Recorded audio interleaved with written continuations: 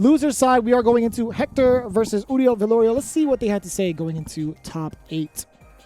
Let's see indeed. Hector, a recognition to all those who have reached the top. Today I will have a very strong rival and I will give it my best to continue to advance. I love the recognition to all those who have reached the top, right?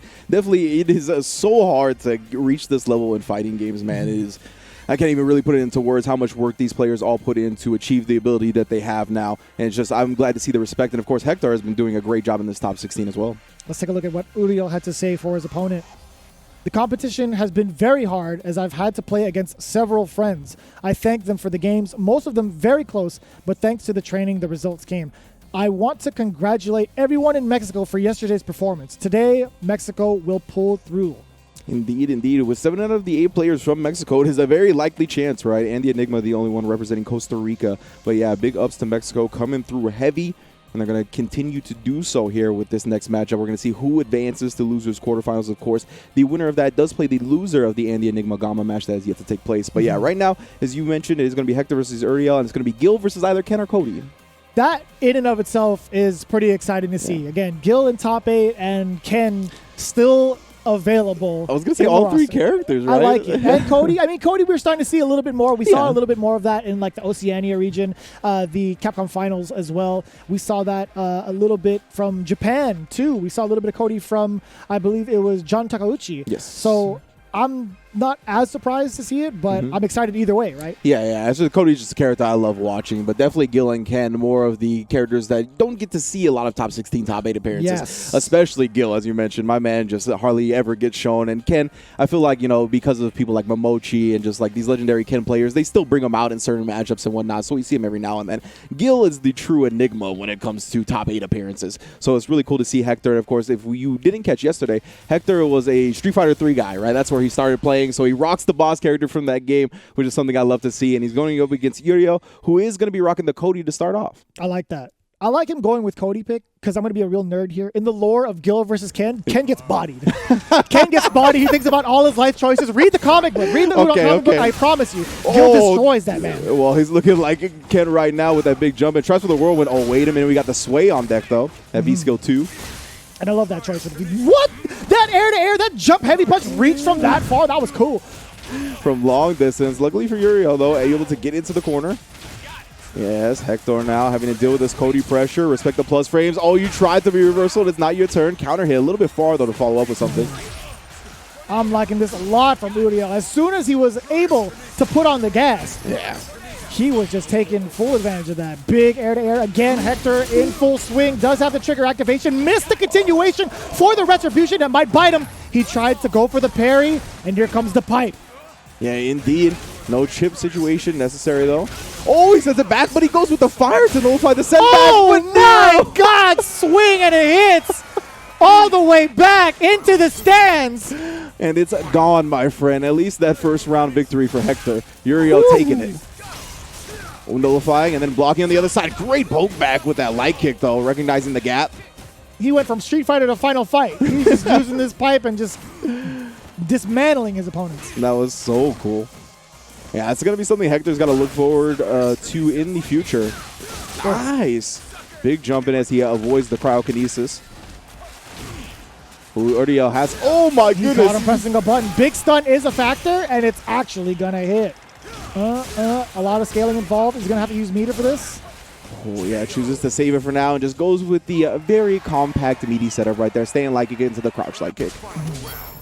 Very, very smooth sequence from the side of Hector. Firing away with the lariat, Uriel 100% ready for it. Was charging the Zong Knuckle 2 twice over. Yeah, very good. Oh, no, and that crouch fear is not going to happen. He went for the Final Fight combo, but didn't go for the throw ender to keep him in the corner, but this is just fine for Uriel.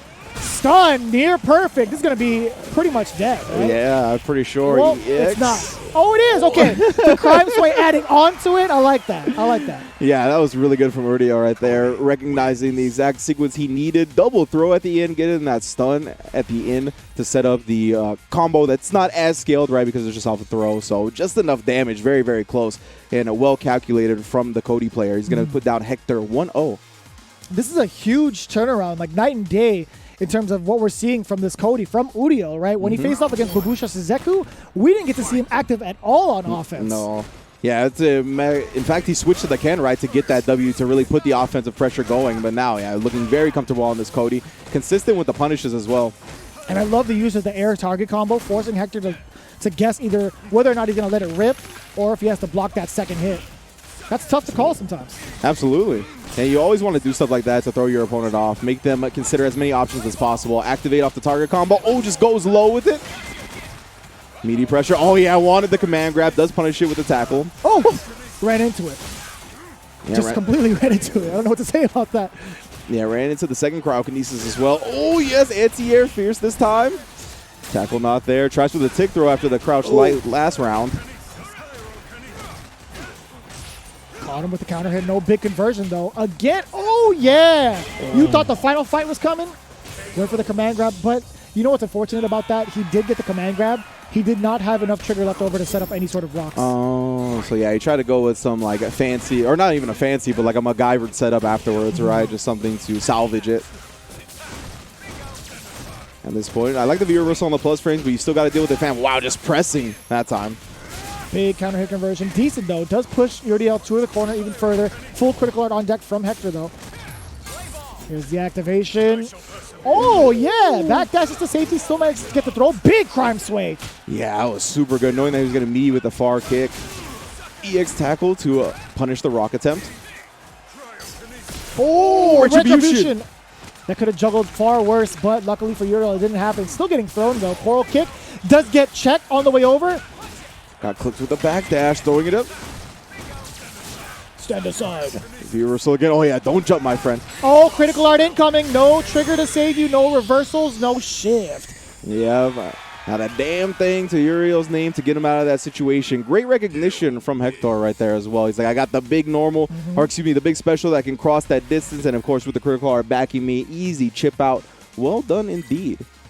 And it's kind of tricky with Hector, right? You don't know if he's going to go for the full swing lariat or hit you at the tip with the lighter ones. He's been doing that very, very well. Although I will say Uriel has done a great job punishing them, but at that moment, I don't think he's going to be able to just because critical art was backed behind him. Yeah, exactly. He was going to have to hard read the situation and try to avoid that lariat in the first place. And it's just, you have to consider so many things in a given moment. It's hard to do so. Even trying to counter poke it, like on the way over, it's still, you have to make that split-second decision. Yeah, I wonder if Hector went with like a parry attempt right there on the jump in while he got counter hit. I'm not sure. I wonder if you could just like, crime sway your way out of that lariat. Oh, that's a good point. We will hopefully see him utilize that in the situation. Ooh. I thought he was going to get command thrown. The reversal is successful now, though. Oh. I like it. Set up for the rock. Plus frames. Gets the dash up and continue the pressure. Yeah, it was a beautiful sequence. Oh, and the crush counter. One more rock for him. Oh, stop trying to move out of the way. No. I love it. Beautiful. That was like, it reminded me of the Laura Thunderclap sequences, right? Where you time it perfectly to the projectile continues the combo during your gap. I like that a lot. Big EX Zonk Knuckle on the way through Uriel. Willing to spin that meter early. The anti-air exchange. I think way better for Uriel than it is Hector because now it puts him at an advantageous situation. Forward throw, getting close to that stun, but a lot of damage on the side of Hector. Yeah, I feel like Uriel has had so much mileage off these buffers from that stand like it. I feel like every single one of them has hit. Ooh, nice anti-air. Got the Flame Javelin, side switch on the other side. Here comes Uriel. Activation off the trigger. Oh! Yeah, the frame chop into the swing. Yeah, meets him in the middle. Can't quite knock him into the ice for the retribution. Ooh, not blocking low. Again, the cryokinesis. Going to threaten that retribution. Oh, beautiful tackle to go through it. And he actually got clipped by it, giving him the juggle. Beautiful. So smart to acknowledge the fact that Cody was still on fire using the cryo stance lariat. Yeah, that was the ice tackle.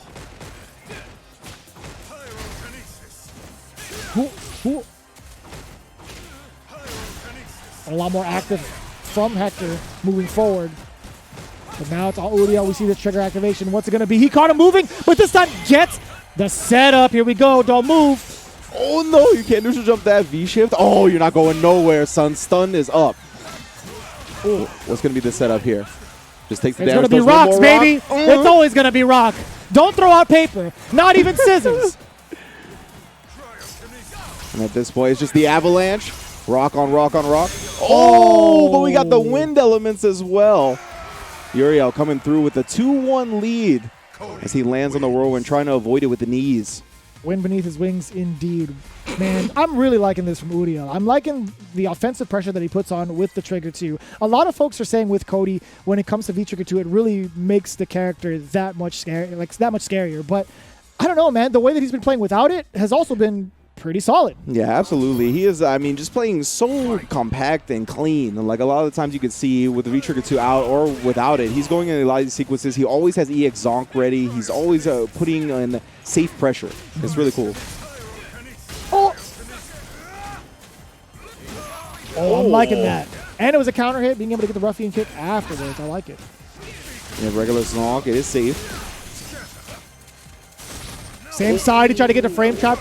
He made the elbow safe with the pyrokinesis. Yeah, he definitely wanted to throw bait on that reset attempt, but Uriel not giving it to him.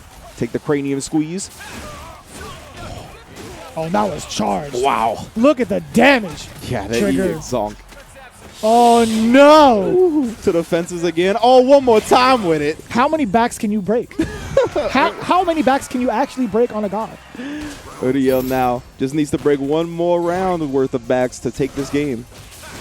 Big punish on the side of that He's from ready with Uriel. 100%. 100% he is. And it's very low risk, right? Standing short into Zong Knuckle. Yeah, plus frames after the Zonk, even if it's blocked, right? So. Whoa. Went for the, what was it, the crouching Prime Slayer? Oh, double parry, tried to load a projectile of his own, but no, sir. He was closing that distance. Be careful, my man. Oh, he tried it again. He has to hold. He has to hold this entire mix of the flame javelin. Here comes the pyrokinesis, or excuse me, cryokinesis. Yeah, I like that. I love, the jump jab, air to air as well to get that last bit of damage he needed. Oh, that was so sick, following up the parry on the whirlwind with the EX Zonk, closing the distance immediately. Stop it, it's not your turn. Light kicks on light kicks, plus a lot frames. Of plus frames on that. Forcing the V-reversal out of Hector, trying to fight out of here, but Uriel laying on that pressure. What's a god to a non-believer? Yeah, he's exclaiming it right now. Whew. And right now, Uriel is trying to take the godhood for himself. That's more than enough. Back throw. Uriel takes a 3-1 over Hector with that Cody, and we saw the Ken yesterday, so this man has two characters in his pocket that are more than capable of winning matches here in our top 8. So great stuff to Uriel. Going to be moving on in losers quarters. Man, I'm telling you, Codys that can really show off their offensive capabilities outside of V-Trigger 2, that's how you know they are prime Cody players. Yes, absolutely. Without a doubt. Yeah, I love the stand light kicks, like we just said it over and over again, right? Anytime he did a tackle, anytime he gave him any range specific thing to utilize against him, he was always having the light kick into the EX Zonk. We even saw the charge version, right? Getting big damage off of it. He was just always wary, always aware of that option that Cody can bring out. As you mentioned, even if it's blocked, it's safe approach. It's safe way to take your turn back. And I do like that corner, that corner pressure he presented towards that last sequence in that last round. Being able to spend that meter wisely. Meter management is very important. And knowing when to utilize it, whether on offense or on defense, that's how you know you're a solid player. When he was using the EX Whirlwind shot, changing it up between that, Zonk Knuckle, and then just completely changing it up into throw. Yes, that's how you know he was 100% ready for Hector. Yeah, it was a classic fighting game conditioning a lot of the time, right? He was using so many EX moves to set up these plus frame scenarios that people are just going to sit there and take, right? The plus frames from the whirlwind, the plus frames from the Zonk, as you mentioned. And then once he got him conditioned with that, that's when the command throws started coming out, and he just destroyed his life with those.